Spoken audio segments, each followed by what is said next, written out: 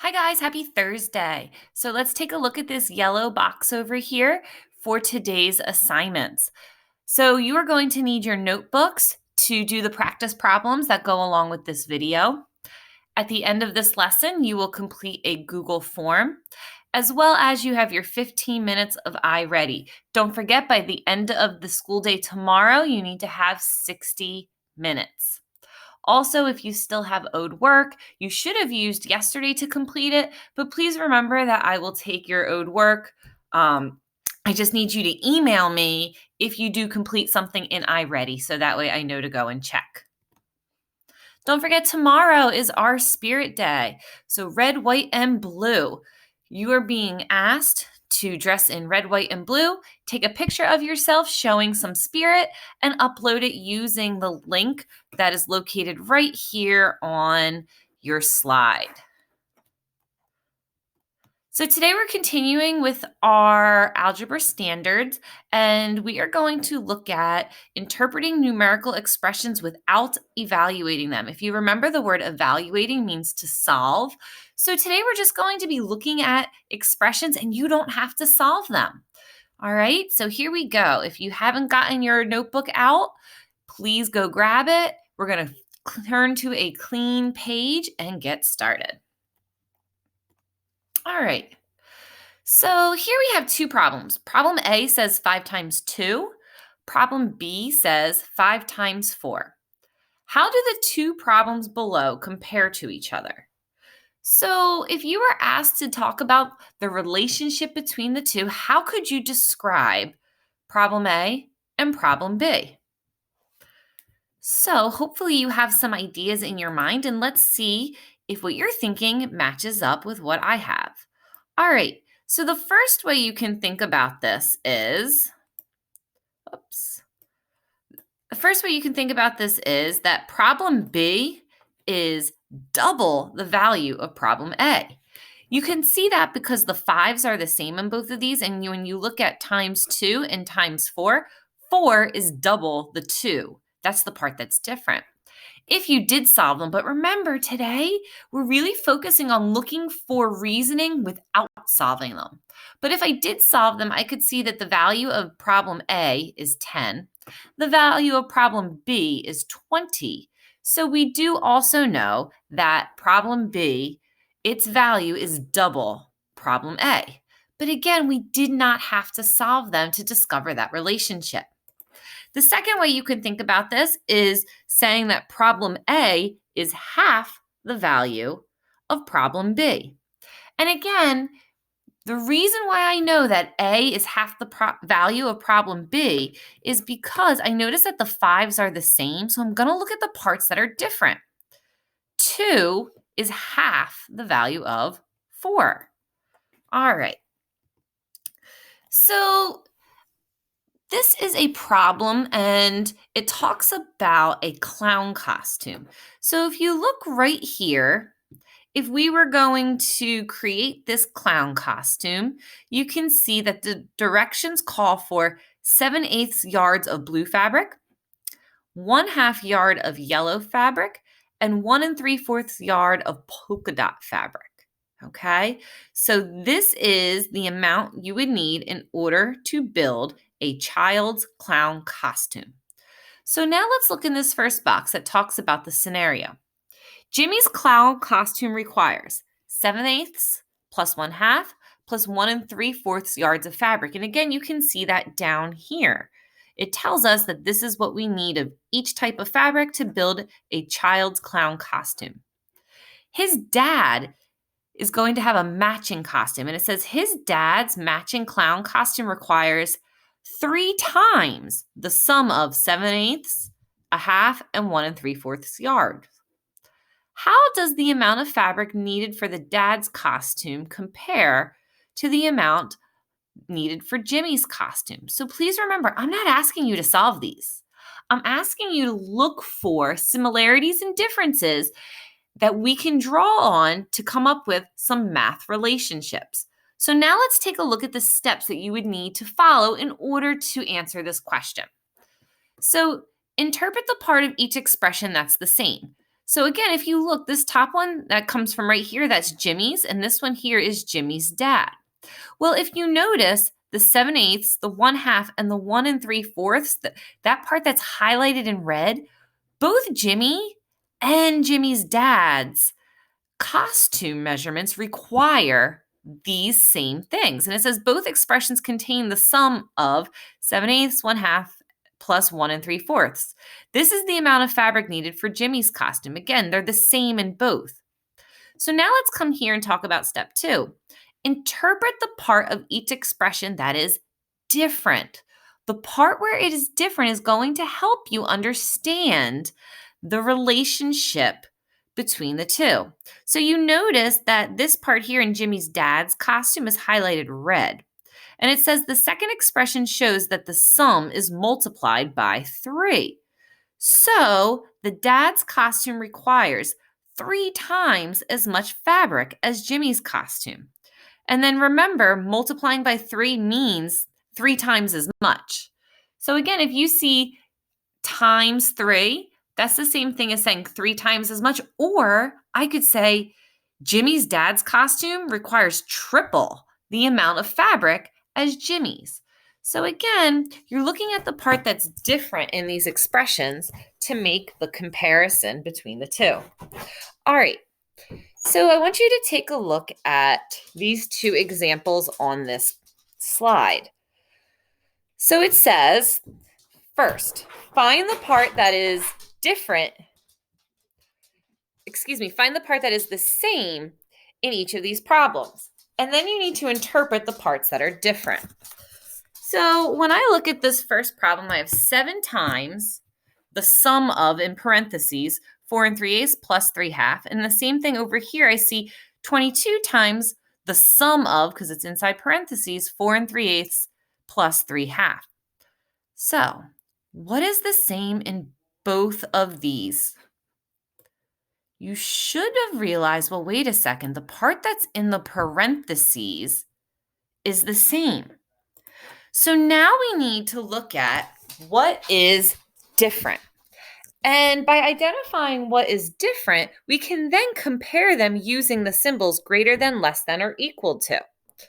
Well, I notice that the first one says times 7. The second one says times 22.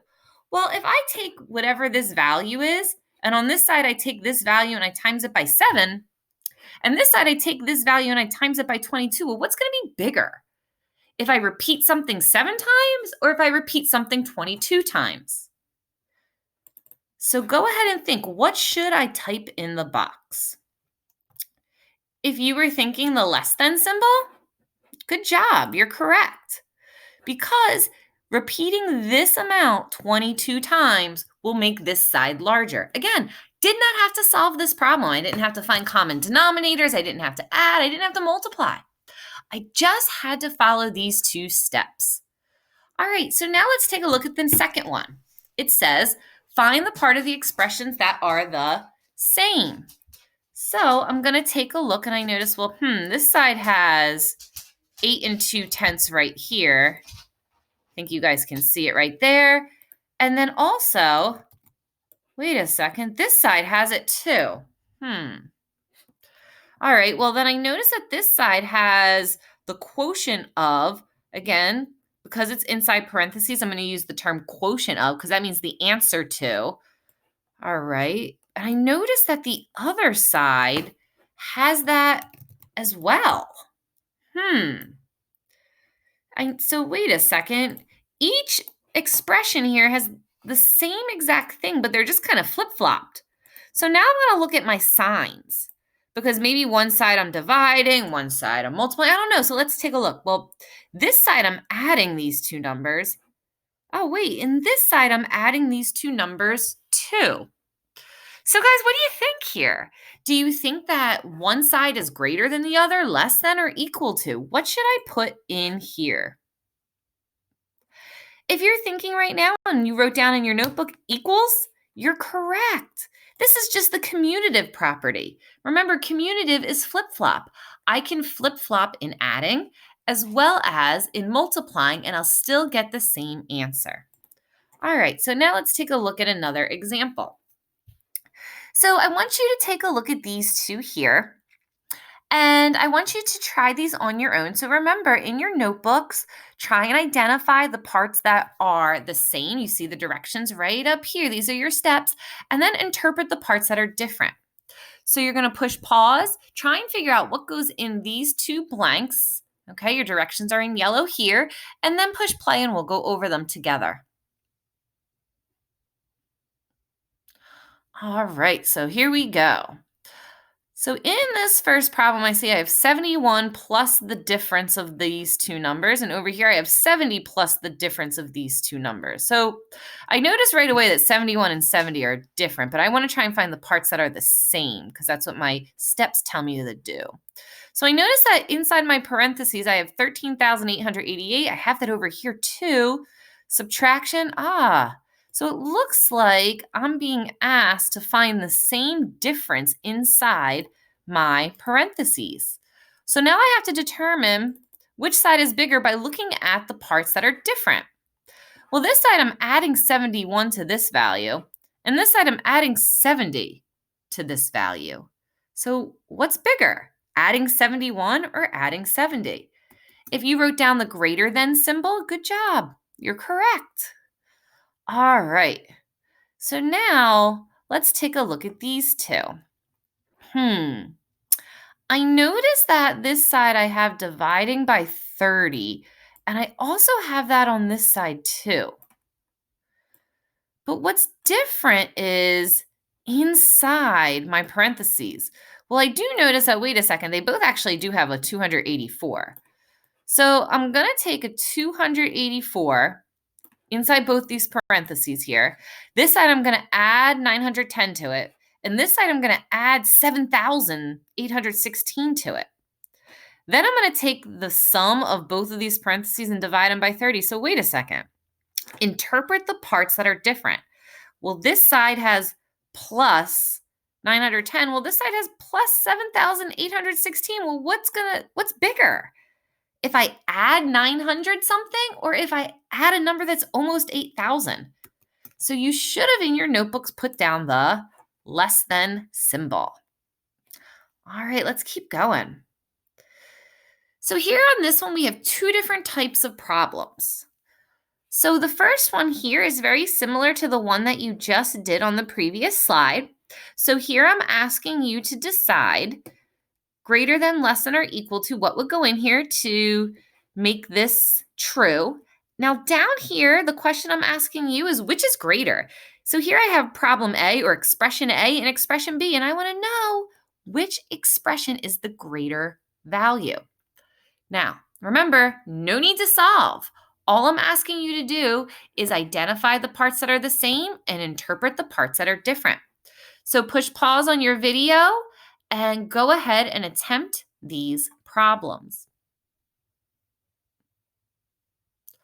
All right, guys.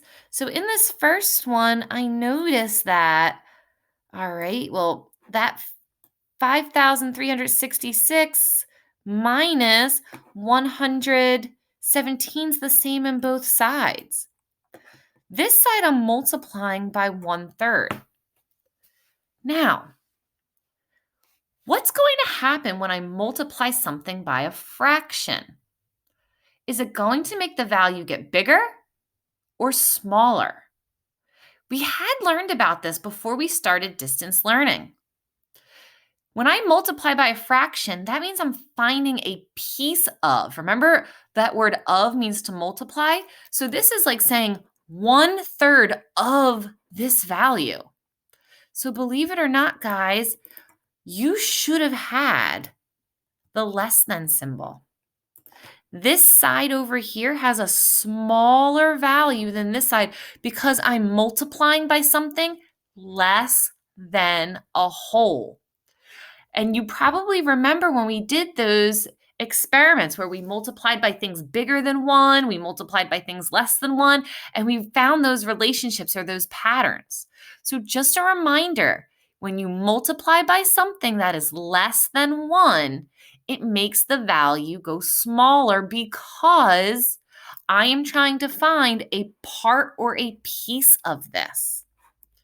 Now let's look at the next example. Again, I have to identify what's the same and then interpret what's different. So I noticed that, well, wait a second, in this, and let me just format this. I'm going to send it to the back so that way my highlighting comes in the front. And now you guys can see, well, wait, this here is the same as this right here. So the only part that's different is this dividing by 4. So what's going to happen? Let's say this was money. And in part A, maybe a business earned this much money in the winter, but they earned this much money in the summer. And then they're going to fair share that money amongst 4 family members. In this example, again, maybe a business earned $613 for online sales in the winter, and maybe in the summer they earned $15,000 for online sales in the summer. But they don't have anybody to fair share that with. So what's going to be bigger, A or B? Well, you should have said B. B would actually be the bigger choice because in the other example, you are fair sharing it with 4 people or into 4 equal parts. So that is it for our little lesson today. And again, I just want to go back and remind you that you are interpreting numerical expressions without evaluating them. I want to again remind you of the steps. Interpret the part of each expression that is the same, and then find the part that's different in order to look at that relationship, that comparison. You are going to now go to the Google form. You are going to complete that. Remember to use your steps. If you need to go back to the video, do so. Then you are going to complete your 15 minutes on iReadyPath. Don't forget if you have owed work to do so. All right, guys, have a great Thursday.